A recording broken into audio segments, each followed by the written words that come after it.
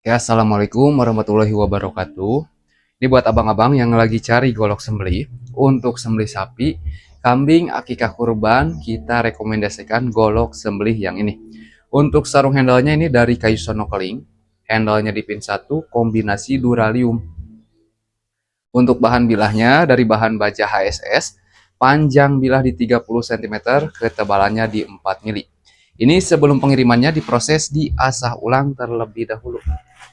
Jadi ketika barang sampai ke tangan abang-abang, sudah siap pakai ya bang ya. Nah kita coba tes ketajamannya ke media kertas terlebih dahulu. Untuk ketajamannya sudah sangat-sangat lancar ya, sudah sangat-sangat mulus. Jadi buat abang-abang yang berminat, yang mau pesan, silahkan bisa langsung dipesan di WhatsApp ke admin kita bang ya. Atau boleh tinggalkan jejaknya di kolom komentar. Sekian, terima kasih. Assalamualaikum warahmatullahi wabarakatuh.